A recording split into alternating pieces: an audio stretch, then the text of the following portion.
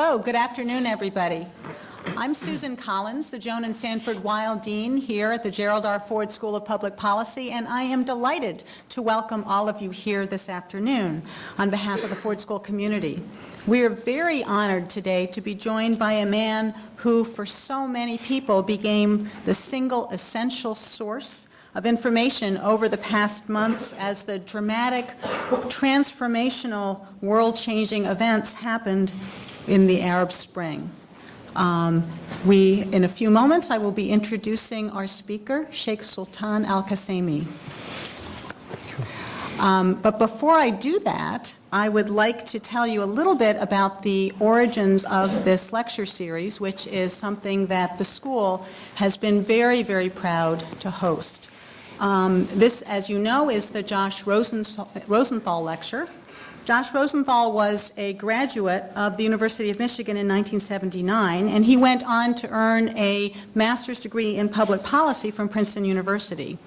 His deep interest in policy analysis and international affairs led him to work in the field of international finance, and he was in the World Trade Towers on September 11th of 2001.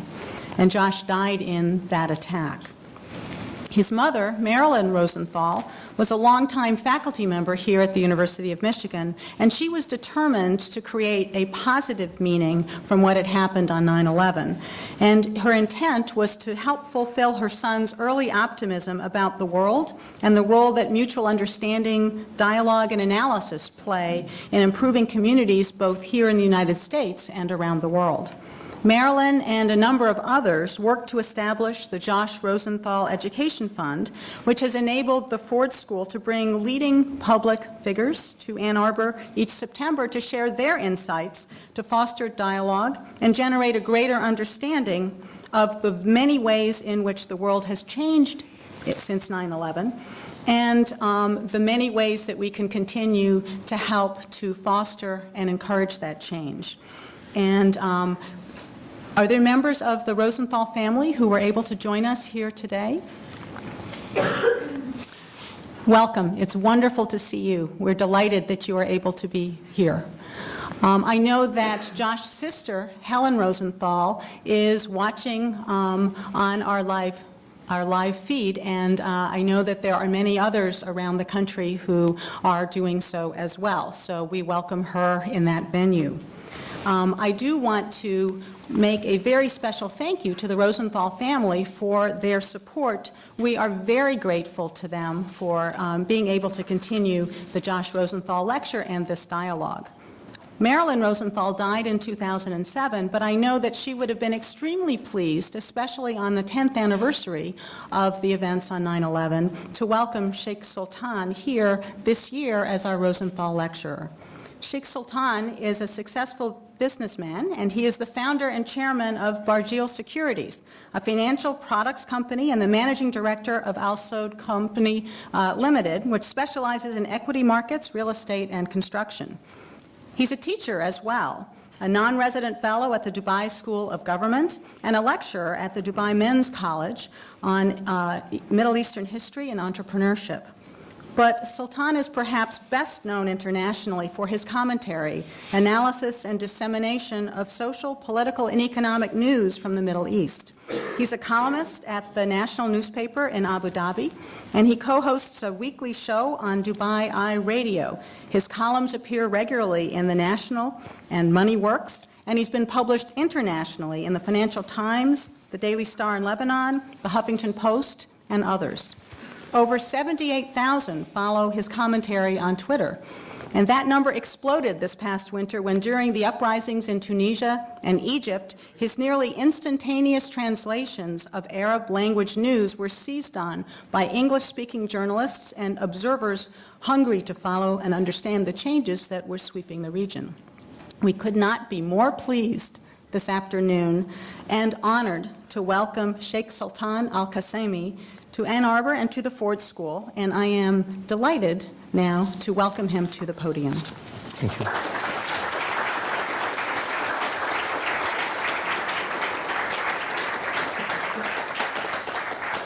Thank you for that wonderful introduction. I'm not tweeting, I'm just checking the time so that I don't take any of your time.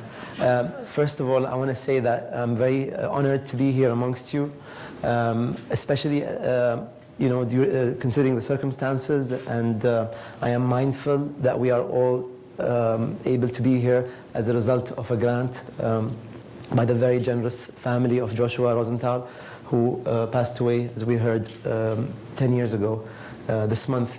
In fact, it's very fitting, I think, that we are speaking on this occasion, because a lot of us have been affected by those horrible, tragic events. We also heard that a few months ago, the person who planned these horrific events was, killed. And in fact, I had written a couple of articles about how he had died several times before he was killed. He had died in the streets of Cairo. He had died in the streets of Benghazi. He had died in the streets of Sana'a. He had died in Bahrain. He had died in Tunisia. He had died all over the Arab world, where no one, not a single one of the millions upon millions of Arab and Middle Eastern protesters even had a single decent word to say about that horrific terrorist. So the world has come full circle, I think, and we're ready to talk about the future. Now, I'm going to talk to you about 4 issues, but before I do, let's look at the background of the term Arab Spring. What is the Arab Spring? A lot of people dispute this word. It's not popular at all among some circles. It's looked upon as being an Orientalist word, a word that came from, from writers outside the Middle East region. And the origin of the word actually is by a French writer who didn't have a very good history. He was a Nazi collaborator, so probably tried to avoid using anything he came up with. But the word, he traveled throughout the Arab world while the Ottoman Empire was collapsing and other countries were being formed, and he came up with this phrase called Le Printemps Arabe, or the Arab Spring. Until today, French journalists refer to the events of the Middle East as Les Printemps Arabes, as in the Arab Springs. So what's the deal with the Arab revolutions? What's going on? What's the background? And where are we going from here? These are things that we'll talk about in the next hour or so. There were several studies written about why the Arab Spring happened. There was a series of studies authored by a wonderful lady who called the Arab Human Development Report, in which that talked about a human rights deficit, a freedom deficit, economic growth that failed, a women's rights deficit, democracy deficit. So all these factors were there. In fact, the Arab Spring should have happened a decade ago, 2 decades ago, maybe decades before 2011. There was a study that found that the economies of the Arab world actually shrank over the past few decades. Even the Gulf states, there was a negative growth of 2.8%. There's a word I never heard of before called de-development. So in fact, we were regressing in the last 60 years in the Arab world. And there was all sorts of reasons that dictators would use, all sorts of excuses. But ultimately, it was the denial of human rights, it was the denial of the citizens' rights that led to the Arab awakening. 2 issues, though, that are talked about a lot, which is the role of social media. And this is something that I think I've spent some minutes on. There was 2 events that took place in 2010, before the Arab Spring, that really set the wheel in motion for the events of 2011. One is more famous than the other. There was the case of the young Tunisian vegetable seller who was in a small town that I had never heard of, called Sidi Bouzid, and he was unemployed, and he had his vegetable cart that he would wheel into the square, and he was trying to sell vegetables. So a police officer comes and tells him off, tells him, you can't sell here, go back, this is no place for you, he goes back and he sets himself alight. And even in the repressive regime of Ben Ali, in which the internet had a police officer known as Ammar 404, who would stop you from surfing any websites. Even in that repressive environment, news of this young man spread like wildfire across the blogosphere and the internet, to the extent that the tightly controlled newspapers actually reported on the incident. The president, former dictator, went to visit him, and on June 4th, that young man passed away, Mohammed Bouazizi, and within 6 days, the dictator was ousted.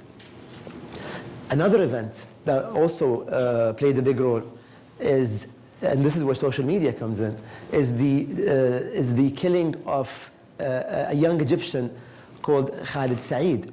Well, Khalid Said was a 24-year-old. They were both 24, 25 years old, young kids.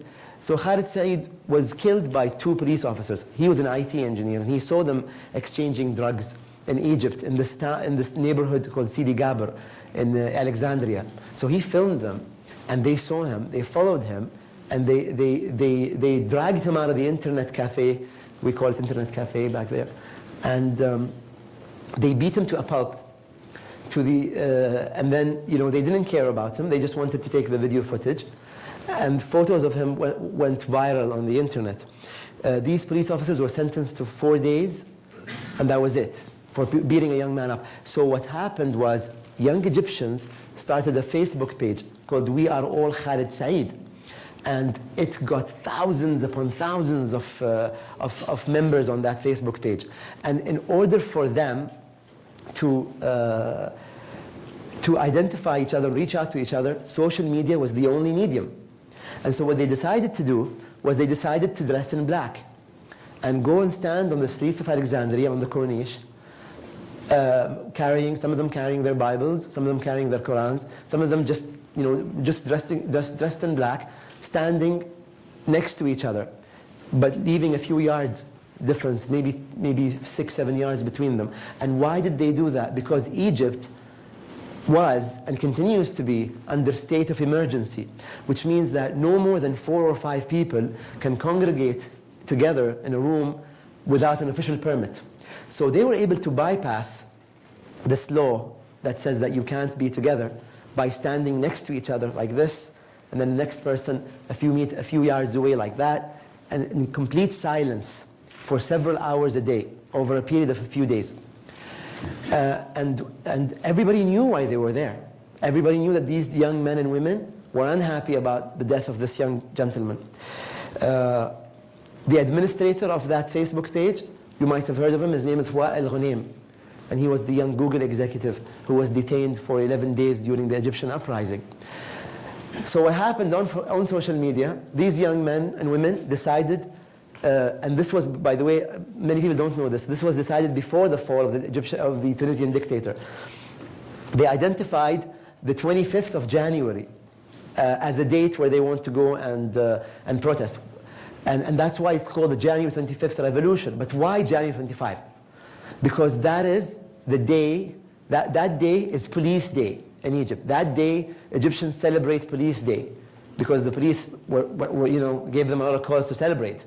So, but the reason why they chose Jan 25 was that was the day that most police officers were off duty. And they were able to march in the streets while the police officers were on holiday. And the beginning of the revolution, in the beginning of the uprising, people demanded 3 things. I'll say them in Arabic: عيش, حرية, عدالة اجتماعية. Bread, freedom, and social justice.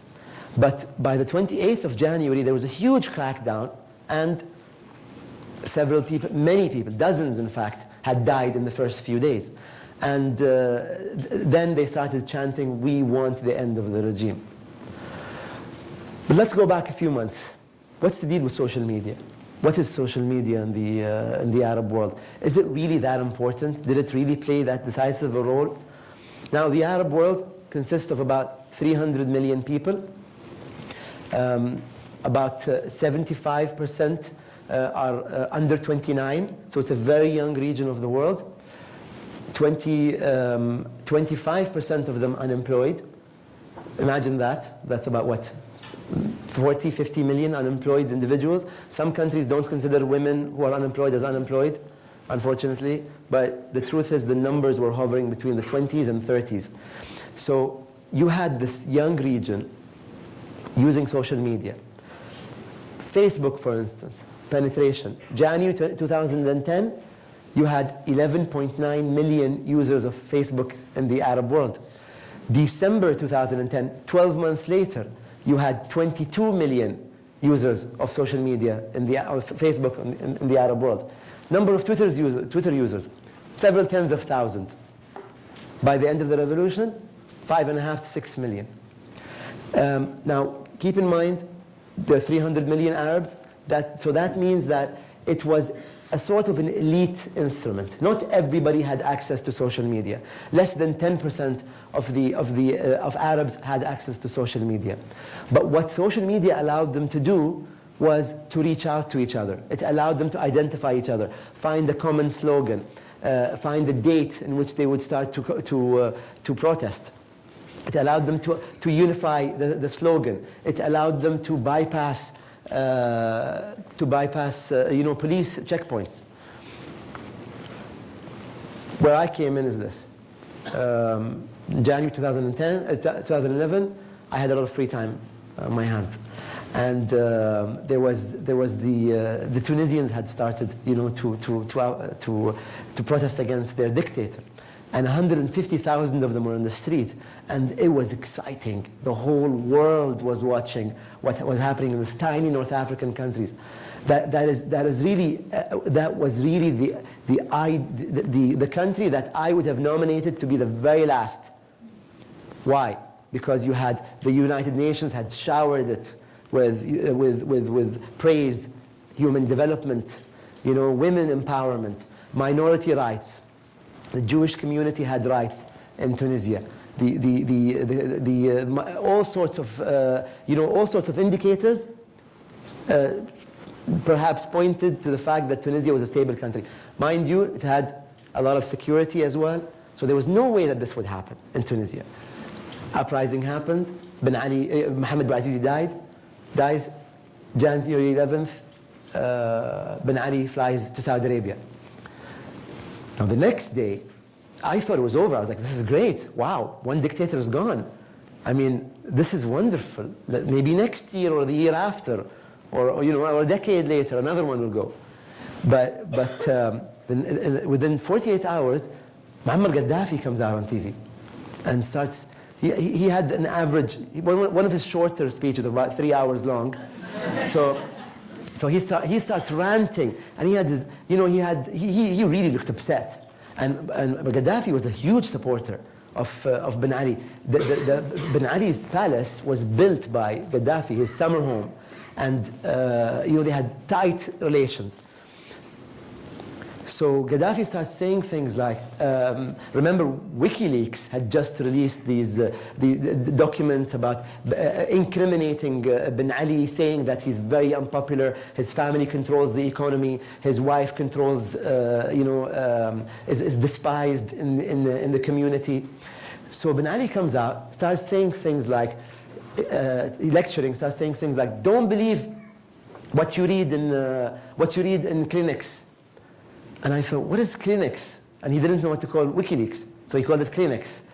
And then he starts saying, and don't believe what's on Bookface. I was like, what's Bookface? This is all new words. I never heard of this stuff. So I was tweeting and tweeting away, writing, translating what Gaddafi was saying, and it was insane. He was saying things like, you should be so lucky to have Ben Ali be your president. You should apologize to him, ask for him to come back, and maybe he'll return, and you should be so lucky if he does. And it was just hilarious. I was laughing and crying at the same time, tweeting about what this insane individual was saying. And this is where I think where the tipping point for me was. I noticed that I had 5,000, 6,000 followers.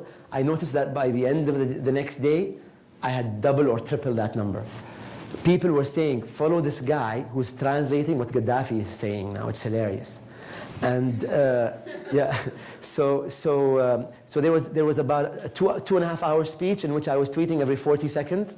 So you can imagine my thumbs were very, very sore by the end of that evening. So then, you know, Ben Ali departs January 25. So a good 10 days, 2 weeks between them. We had time to crack our knuckles, and you know, and the Egyptian revolution started. We didn't know it was a revolution. We thought it was just a protest on Police Day. And Mubarak shuts down the internet. Mubarak shuts down TV. Mubarak shuts down mobiles. Mubarak shuts down satellite channels. Al Jazeera was chased out of Nilesat. You can't call internationally. You were completely disconnected. Now, you do have countries that are not wired, like North Korea. But to have a country that had a decent amount of 10 million, maybe, social media users in Egypt, all of a sudden, none of them have access to information. However, there was one ISP left, Internet Service Provider, basically the company that provides internet services. One was called NoorNet, and that company, or Noor DSL, now that company was catering to the banks and to the brokerage firms and the central bank. So they were separate from the other firms. So that company allowed a small number of Egyptians to access the internet. So what happened was there were maybe several thousand of Egyptians who would tweet from Egypt, or who would call, or who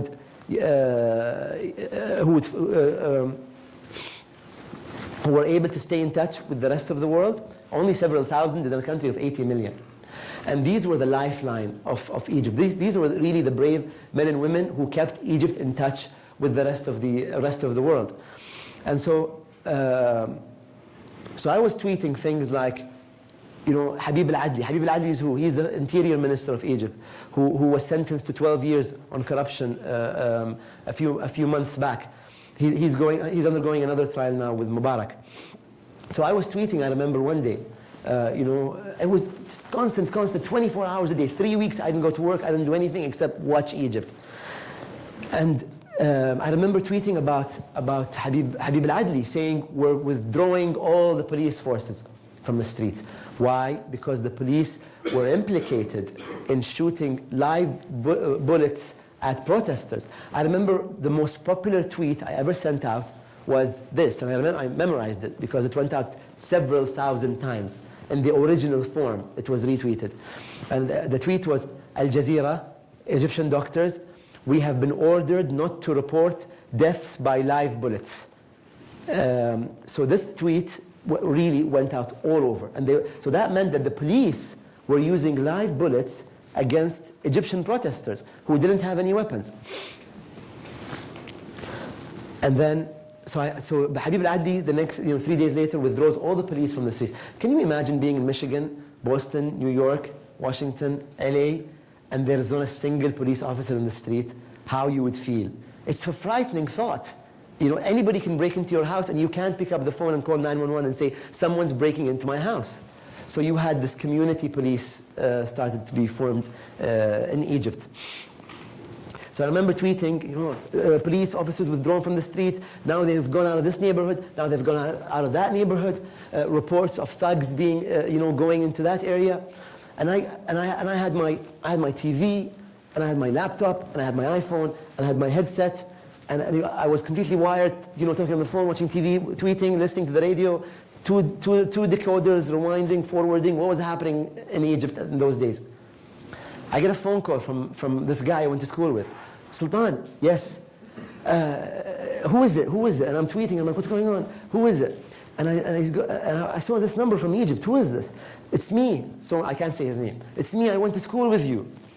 We call him Salim. It's me, Salim. I went to school with you. I'm like, Salim, what the hell? Who are you? What's going on? And he goes, Sultan, I'm like, oh my God, my friend is calling me from Egypt, and it looks like it's interesting. He was able to get a line outside the country. This is so exciting. I'm going to ask him about what's happening on the ground. And he starts saying things like, And then he starts telling me, Sultan, I have to ask you for something that's very important. My friend is telling me to ask something very important. He's going to tell me something very important. Sultan, you have to stop tweeting. He told me to stop tweeting. And then people, like dozens of comments. No, don't stop, you can't stop, you can't stop. And then I'm like, oh my God, he's telling me to stop tweeting because I'm spreading havoc and chaos in Cairo and in Egypt. And people are scared because I'm saying that there's no one in the street, there's no police in the street. And I'm like, oh my God. And so I say,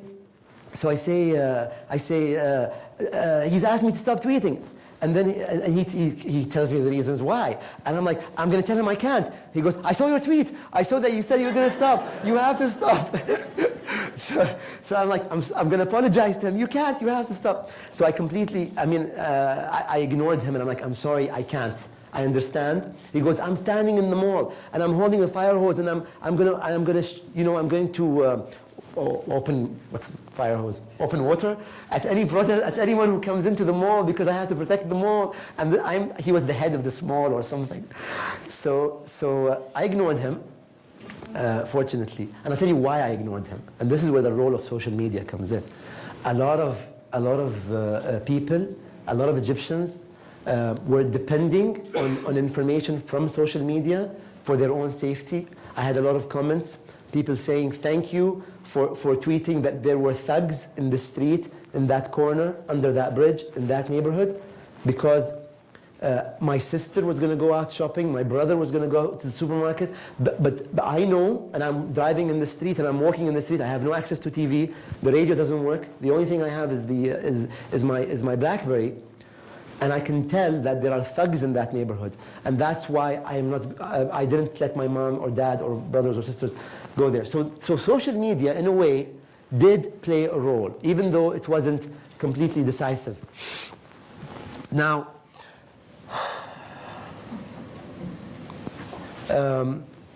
what happened after Egypt, well, basically the Middle East fell apart.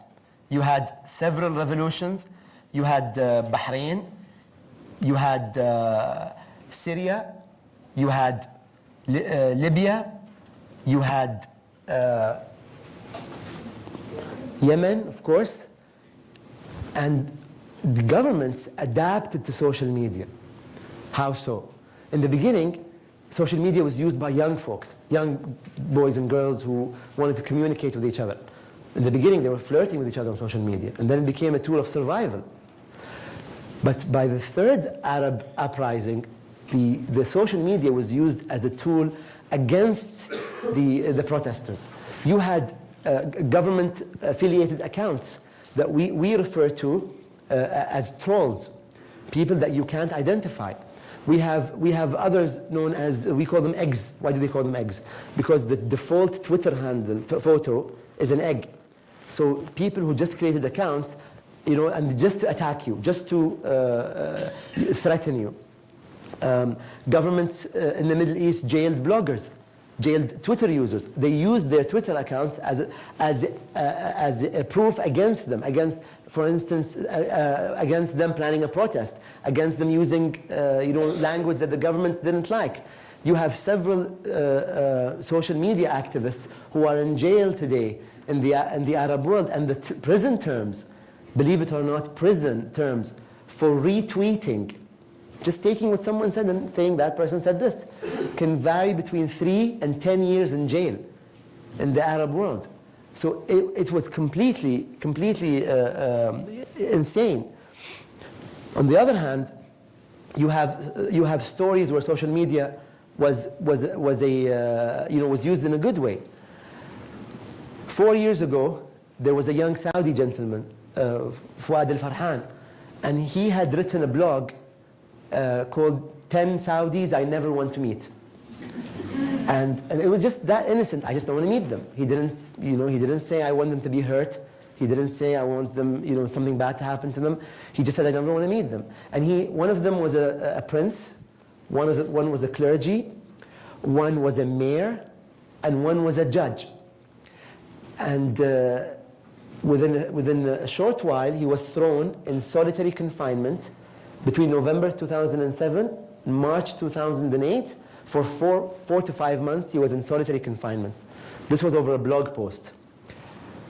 Fast forward 4 years, in the midst of the Arab uprisings, that same gentleman, as a result, was called in by the prince of the western region of Saudi Arabia. You know, the same government who jailed him. Called him in and said, how do you do? Come in, tell us about your followers. Please tell them that we're reforming. Tell them that we're doing so and so. This is how we're trying to build infrastructure. Say hello to your Twitter users. So this guy, I mean, imagine that, from being thrown in jail to the power of people on social media and in the Arab world shows you.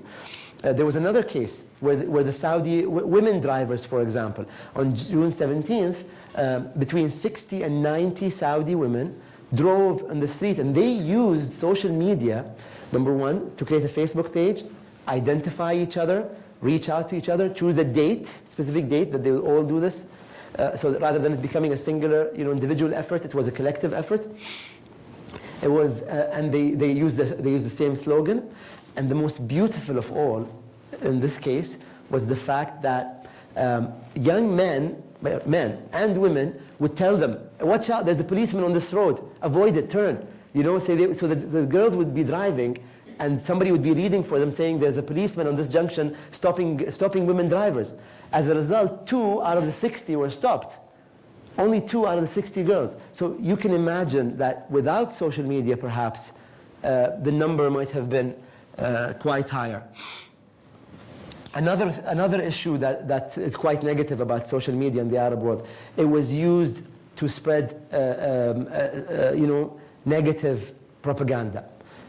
In the case of Libya, for instance, there was blatant racism in some of the social media updates. I'll give you a background in this. Libya is a country of 5 to 6 million people, of which 1.5 to 2 million are sub-Saharan African, African migrants who were working in Libya. Now, when in Gaddafi's era in 2000, when he was trying to build bridges with Europe, he went and he cracked down on the African migrants, even though the vast majority of them were there legally, but they cracked down on them, and as a result, 150 Africans died in Libya, of which, ironically, 10%, 15 were Libyan citizens, because in southern Libya, you have dark-skinned Libyans. And fast forward 10, 11 years, in social media, from the very first day of the Libyan uprising, you had people tweeting saying, African mercenaries. And imagine, there was 1 million of them. Can they all be African mercenaries?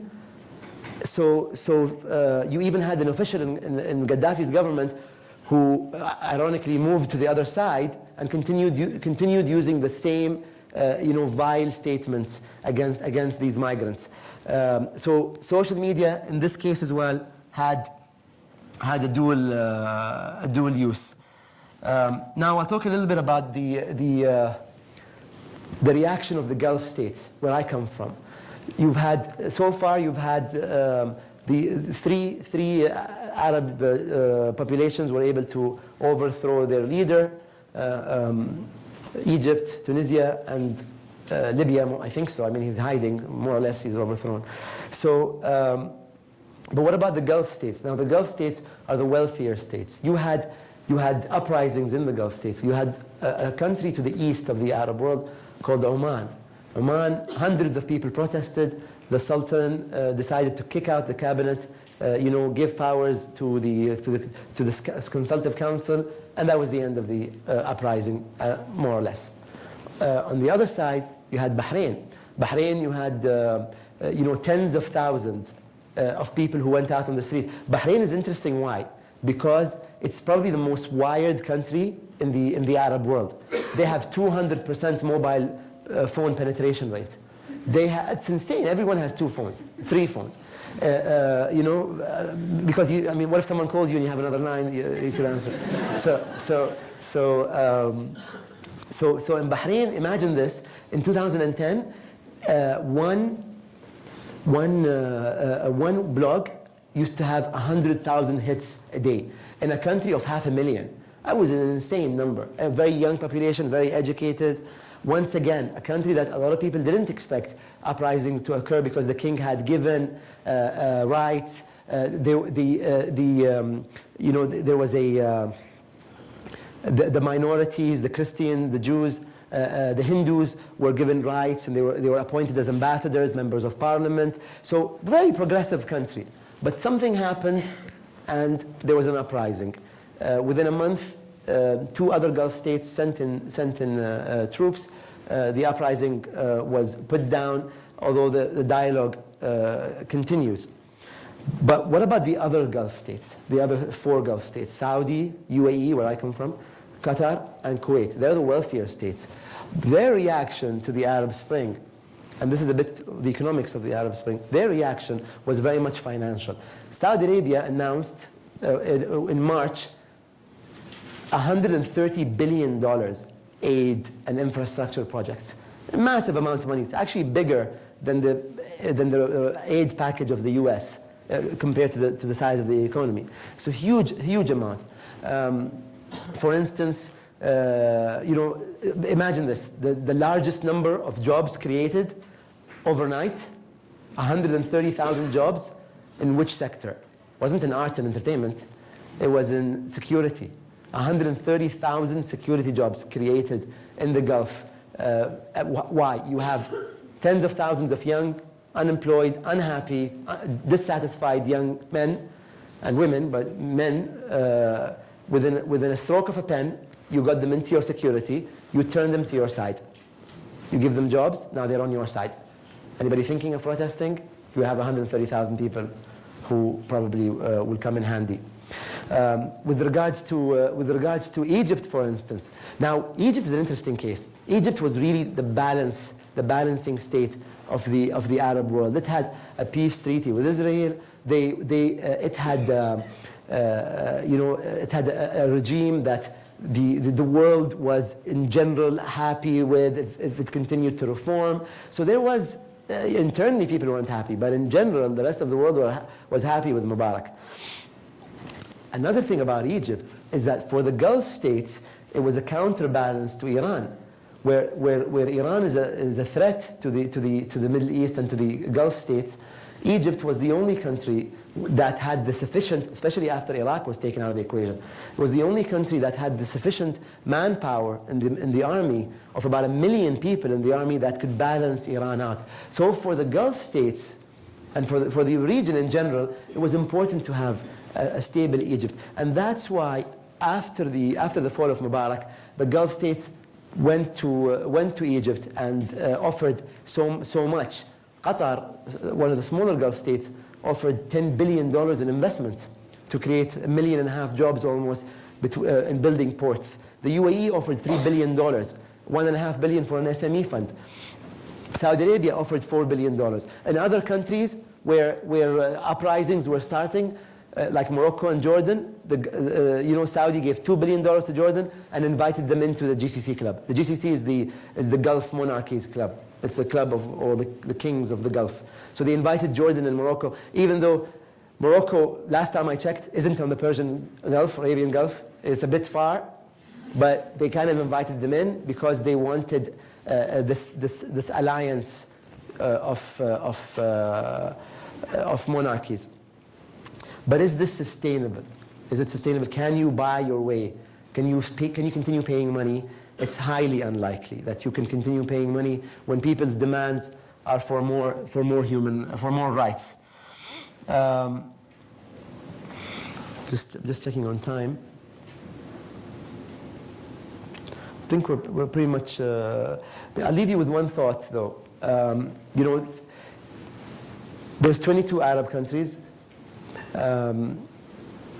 There's some of them are monarchies, some of them are republics. They're minorities. They're not all Arab. Some of them are Berber. Some of them are Jews. Some of them are Baha'is. They're minorities. It's a mosaic, really, of cultures. But what happened over the last 8-9 months really was Arabs stepping up. Arabs saying, we are citizens. We are no longer subjects. We are citizens, that we demand our rights. Regardless of what happens over the next few months, the truth is 100 million Arabs are freer today than they were just 8-9 months ago. This can come, you can see this at the glass half full, glass half empty, but it's a rocky road ahead in which you will see a lot of ups and downs. A lot of things that you are unhappy with will happen. A lot of maybe some Islamic political groups will come into play. Frankly, I'd rather have them in politics than have them elsewhere. But the truth is, not everything will go the way we want it to go, but the trajectory is very positive. In the long term, I believe we will only see a better Middle East because of the Arab awakening. Thank you.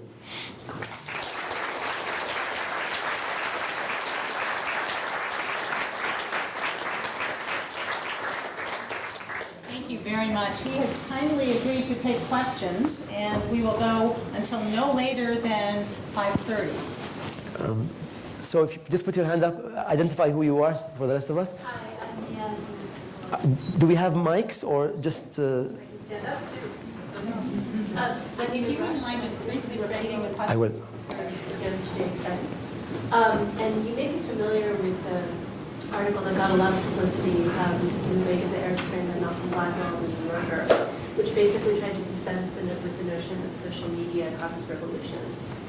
And what struck me as what he got wrong was that social media plays a very different function in places like the United States, where there's a very strong, where there's civil society is strong, versus, say, in the Gulf states or in the Arab world, where civil society is relatively weak. And so even before the Arab Spring, you had these Facebook groups, like in Saudi Arabia, where women would get together and talk about the wearing of the veil and how they felt about it and whether they opposed it. Do you think the role of social media will become less important as civil society grows stronger, if it grows stronger? Okay, the question was, do you think the role of social media will become less effective as civil society grows? Definitely, yes. I think part of the reason why social media is so prevalent in the Arab world, why people depend on it so much, is the avenues of communications. The official avenues are shut. There is no way to form civil society movements. The government has to appoint the head of the movement of the association. Your agenda is very much set by the government. That's why social media really isn't a huge tool here in America, because you can just go apply and start your civil society movement, within a few hours. I think in the States, I think this is definitely the case. Perhaps with the freer countries, you will see less and less use of social media. However, there are a lot of countries that will not be free in the next year or two. The Arab awakening is a generational issue. It will take decades, if not generations. And so I think you will continue to see a role for social media. Yes, sir. Hi, my name is Nathan Thompson. I'm a doctoral student at American University in Washington, D.C. that I'm spending this year in Ann Arbor. And mine's a question less on social media, but more media more broadly in the Arab world. And I'm particularly interested in your take over recent developments over the last couple of days with Al Jazeera and Wada Khanfar's timing stepping down, and his successor, which it seems is a member of the royal family in Qatar. I think most people recognize that Al Jazeera, both Arabic and English language, has played an important role in what has unfolded, I think, for the past 8 or 9 months, as you discussed. But the critique, one of the critiques is that it's become increasingly an instrument of Qatari foreign policy and less balanced. And I'd be interested in what you think is this a pivot point for Al Jazeera, or is his stepping down? He hasn't really illustrated he hasn't said the reasons why, but you mentioned WikiLeaks earlier, and there have been some cables that have come out saying that there's a relationship between some U.S. diplomats and what Al Jazeera did or didn't do in terms of their coverage. So I think we've all have noted that there's been a disparity in Al Jazeera as well as it perhaps covered what events unfolding in Egypt and recently Libya, Bahrain was completely kind of ignored to a large extent. So do you think that his stepping down is a signpost, or would be interested in your take on it? So just to put into context, Jazeera was a channel that was started in 1996. It had 50 million viewers before the Arab awakening. Now it claims between 100 to 150 million viewers. They have an English service as well that broadcasts in DC and New York, here in the US on cable, and it's available online. For the past 8 years, it was headed by a gentleman called Waddah Khanfar, who I know personally. This gentleman stepped down abruptly yesterday, and a Qatari sheikh was appointed in his place. The question was, will this affect the integrity of the channel and how it covered Arab awakenings? The truth is, we noticed over the last, first of all, Jazeera played a huge role. When it was kicked out of Egypt and the satellite signal was jammed, Egyptians would volunteer to film video and send it to the channel. That was one of the biggest examples of social media and what is termed as iReport, or on the amateur journalism. But Al Jazeera, I mean, increasingly looks like it's an extension of the foreign policy of the state of Qatar. The state of Qatar is a very dynamic country in the Arab world. At one point in time, it hosted both an Israeli office and Hamas office, next to each other. It hosted people from different factions around the Middle East. So it's a very dynamic country. However, the coverage of Al Jazeera in the last 6-7 months kind of mirrored what was happening within the Qatari government. Now, which one leads the other, I'm not sure. But for instance, with Libya, Qatar was the first country to recognize the Transitional National Council. And Libya's coverage was very much slanted towards the revolutionaries. I mean, regardless of what our feelings were as an individual basis, you have to report very, very fairly. With regards to the Egyptian uprising, it also mirrored the ruling family's policy, or the state's policy. Yemen, same thing. Relations with Israel, when they were going well, Jazeera got a lot of coverage. When they were going back state level wise, the reporters weren't given permits, etc., etc. So I don't know if we are coupling them together or they are coupled together, but there is definitely a correlation between the channel and there's nothing wrong with that, because you've seen other instances here with Voice of America, Radio Free Europe. In the States, you also have the BBC, which is still funded by the British Foreign Office. So why can't Qatar have the same kind of relationship with its media arm?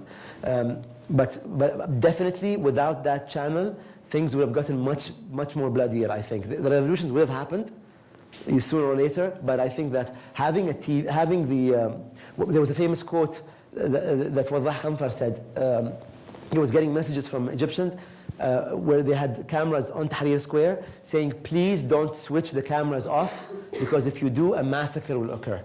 So this was the general mood, that you have a camera so people can see what's happening live, and so you have to behave yourself as a dictator. Not you, but whoever the dictator is. Yes, sir. Stu Simon, a resident of the community.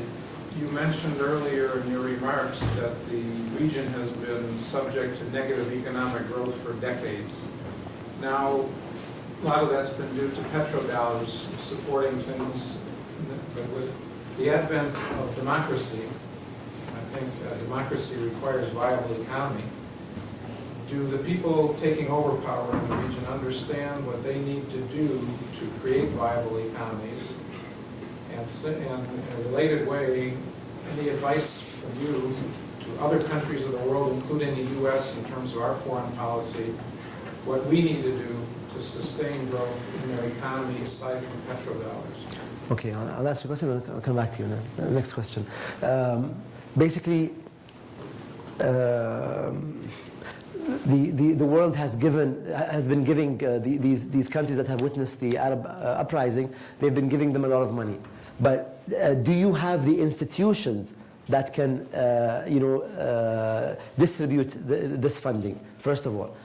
What about corporate governance? Corporate governance was very poor in the Arab world before. How about afterwards? It's not clear. Libya, there's a complete breakdown in a system that didn't even exist in the first place. It looked like there was a system there. Egypt still has they still have their NGOs and their civil society movements, etc. So it's not really one single case. Yemen also needs a lot of help. There were calls for an Arab bank for reconstruction and development, much like what was created in Europe, the European Bank for Reconstruction and Development. $200 billion have been pledged for the Arab countries, including $38 billion from the G8 countries. So money should be available. Whether this money materializes or not is a different story. But I think what's important is the mechanism to distribute these funds. Corporate governance, they have to insist that this money is going to a specific cause rather than to fill up the pockets of corrupt individuals. You had the second part of your question, I can't remember. Advice to the Americans? I mean, America is mature. I don't think anyone should be giving America any advice. But it's easier if the Middle East or the rest of the world knows where America stands, so it can react and they can plan their future. America has a lot of clout, even has a lot of goodwill. American people have a lot of goodwill in the Middle East, a lot of respect. A lot of people want to move here. I think America just needs to clarify its position with regards to certain governments in the Arab world, with regards, for example, to the Middle East peace process. The clearer the position is, the easier these countries can deal within America. There was call of an Obama doctrine. Is there an Obama doctrine? I'm not sure. I'll come back to you after that. Yes, please. How has the Arab uprising affected the field in which you are most familiar, finance and security? How has it affected the market? Oh, some countries are doing very well. Some countries are booming, actually. I mean, where I come from in Dubai, the airport is booming. It's just so crowded. The port. It has not affected. No, but some countries have negative growth. Like, for example, in Bahrain, Egypt has 8 million to 10 million tourists a year. How many tourists have you heard of who went into Egypt recently? The number is much, much less than what the country needs, for instance. There is one tourist here who went to Egypt in this room. So really, it's a mixed bag.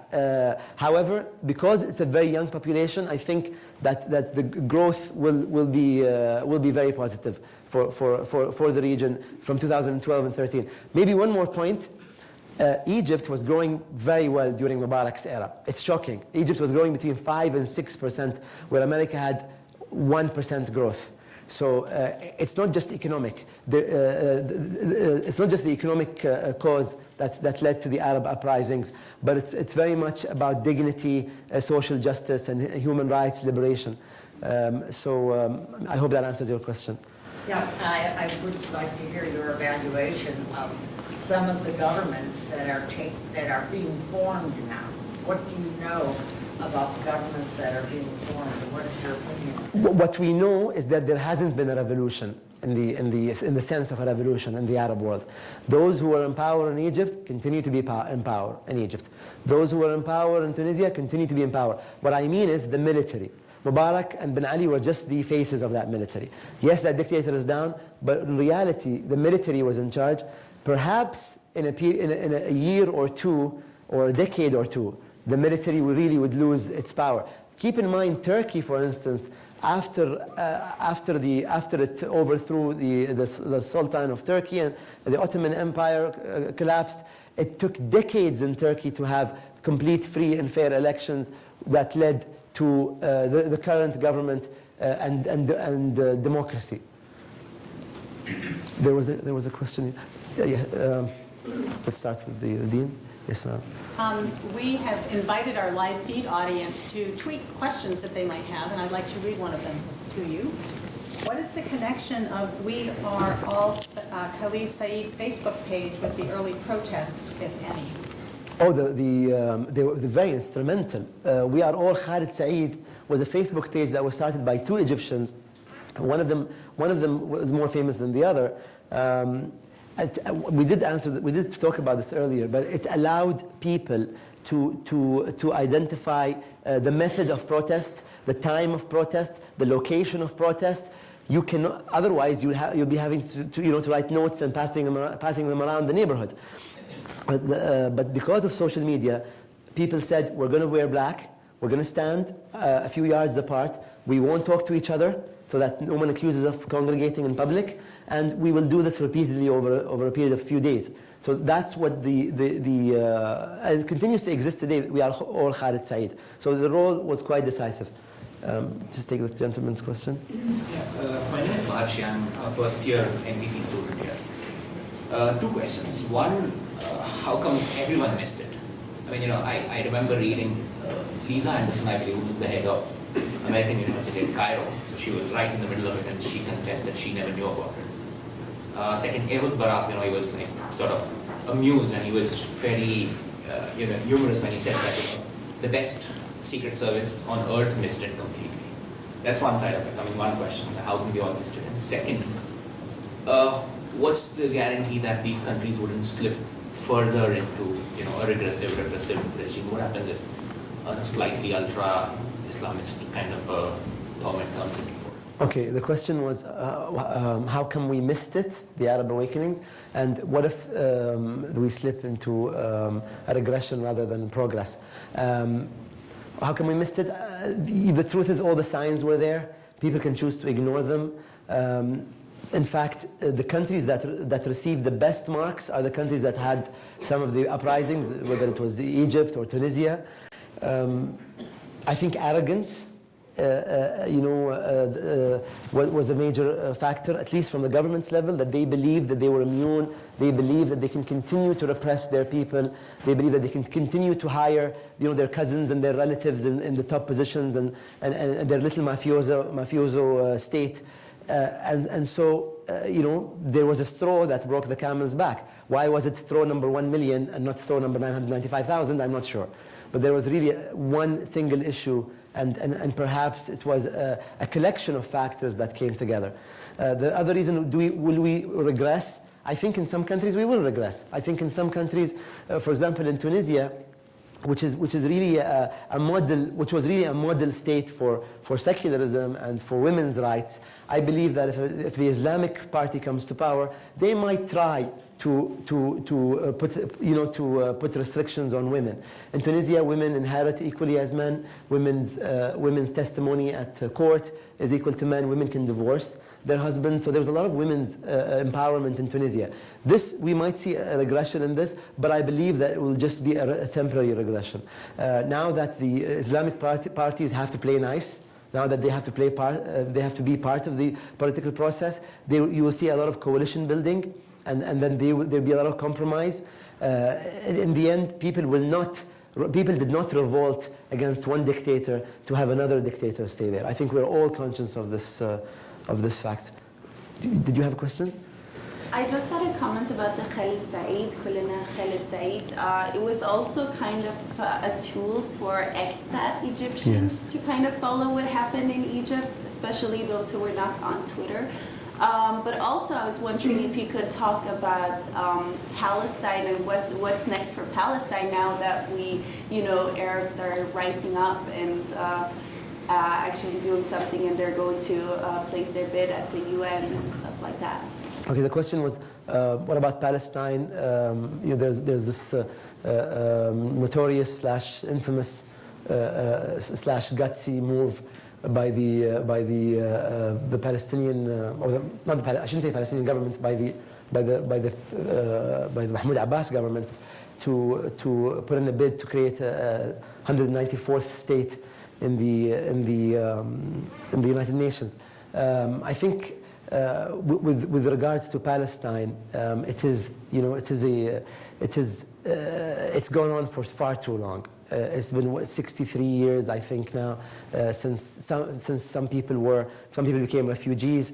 But I believe that Arabs are equally to blame for this. I believe that, that Palestinians are treated badly in Arab countries, and I believe that as an Arab, I want to take ownership of this issue. There are hundreds of thousands of Palestinians living in ghettos in Arab states, whether it was Egypt or Syria or Lebanon or Jordan. We should demand that they get treated better. Why should another generation grow up in injustice and living really in conditions that you wouldn't want animals to live in? Crammed up in a city that was built for 5,000 and 10,000, you have 100 and 200,000 people living there. So first of all, Arabs must take ownership of this issue. We must admit that we have failed Palestinians. Number one. Number two, Israel also must be held accountable for this issue. Now, I don't know how it's going to happen, but these two sides must sit together. Ultimately, I don't think anybody wants this to continue. We've seen demands by people in the street. We've seen pressure coming from different governments. The truth is, it's a card that various governments are playing against each other. I don't know the details. I don't tweet about Palestine-Israeli conflict because it's a minefield that I cannot put my mind around. But all I know is, I worked with Jewish people in university. I worked with Arabs. I worked with Christians. I worked with Muslims. They can work well anywhere in the world except in that region. And so there must be something with the water. There must be something there. I don't know what it is, but someone should check it. So hopefully things. I mean, I remember writing an article saying that what Osama bin Laden was calling for was a specific sect, a specific people who follow a specific strand of Islam were better than anybody else. And the truth is, no one is better than anybody else. No Muslim, no Christian, no Jew, no Hindu, no atheist is better than anybody else. And once we admit to this fact, once we can see through people, rather than looking at their religion, labeling them with their religion, I think we're going to bypass this issue. But I believe this conflict should not last any longer. A lot of people disagree with what the Abbas government is doing, but there needs to be a jolt. Someone needs to come and jolt the process, and maybe this is a jolt. I don't know. Hopefully, it will create positive repercussions. I'm sorry, sir. Go ahead. My name is John Wilhelm, and I have a two-part question. What impact did the previous demonstrations in Iran have, and what impact is particularly the success of the Arab Spring likely to have on Iran in the future? A good question. What impact did the Iranian uprising of 2009 have on the Arab Spring, and how will it affect the future? First of all, the Iranians apparently tried to elect someone other than Ahmadinejad, but then Ahmadinejad was chosen for them to be their president. So that was, they didn't like that much. So hundreds and thousands of them went out on the streets demanding their rights, but they were brutally suppressed. We know several things. We know that the Iranian government shared with the Syrian government methods on identifying people on social media. Remember how social media was used as a tool of the counter-revolution? Much of it is thanks to our friend in Tehran. The second thing, the second aspect is, Iran today is worried about losing its ally in Syria, and it's trying its very best to keep him there. And in fact, whenever you have the supreme leader or the president talk about Arab uprisings, he would say things like in Lebanon, in Yemen, in Egypt, in Tunisia. He would name every country on the face of the earth except Syria. Why? Because that's his best buddy. In fact, Iran is the only friend left to Bashar al-Assad in Syria. I don't know how this will affect. All I know is the supreme leader is old. They have elections in 2 years' time.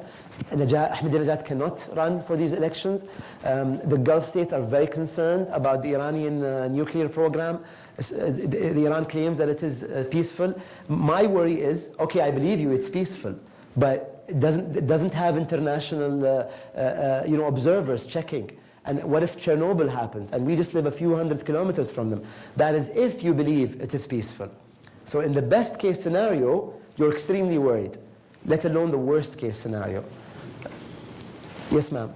Ann Pitcher, I'm in political science and African studies here, and most of my work is on Africa. So I'm very interested in the way in which the Egyptian protests took place, because there are a lot of similarities rippling down the continent, even in countries that are, we might consider them already limited democracies at least. So a lot of countries are watching what happens in the Middle East, but farther south. And one thing I noticed from the coverage is that the middle class in Egypt seems to be, I mean, the military in Egypt seems to be quite middle class. They're in some middle class neighborhoods. Some of the gated communities seem to be dominated by the military. And what I was wondering is, does that predispose them to some of the arguments made by the protesters? Does that make the military therefore more sympathetic to some of the arguments of the protesters? Or alternatively, does it make them very concerned that since some of those protesters are young and unemployed, that a social movement could go in a direction that is decidedly anti-property and anti-middle class? I think that the military should be concerned, very concerned. The fact is, they control 30% of the Egyptian economy. The military, what my worry is that they were always in the background. However, today, the head of the Egyptian military is receiving world leaders, he's getting cables sent to him, he's being treated like the president. Now that he has had a taste of the good life, is he going to give up this power? Chances are he's going to fight for it. Even though he is older. We don't know the succession even within the military. It's highly secretive. People did not hear from the military during the Mubarak era. Yes, a lot of them will live in gated communities. Egypt has huge unemployment issues. 1 million people enter the job market every year. There aren't enough jobs for them. The military isn't capable of creating jobs. How do you create jobs? Egyptians are asking for nationalization. Is that a good idea? Perhaps in some sectors. You need the private sector also, entrepreneurship. A lot of these people, you know, the UN Human Development Report says that by 2020, 100 million jobs should be created in the Arab world to keep the miserable unemployment levels that we have today. Just to keep them, as we are 25% unemployment, you have to have 100 million jobs by 2020. The military in Egypt won't be able to create jobs. They have to let civil society create jobs the best way they see fit. Is there any other question? Okay.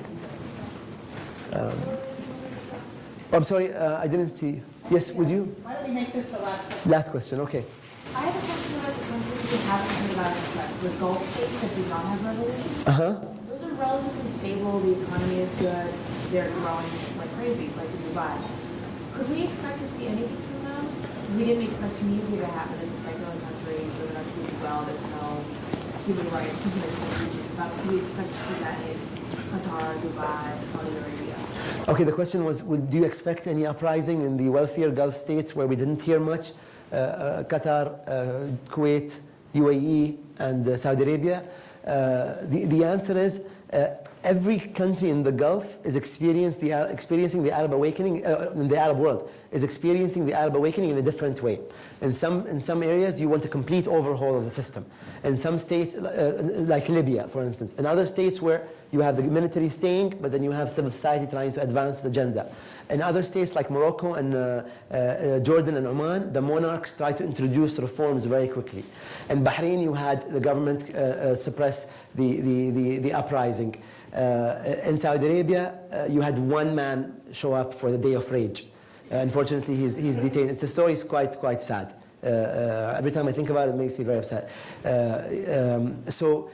For instance, in the UAE and Qatar, the local populations only make up 10% of the entire population.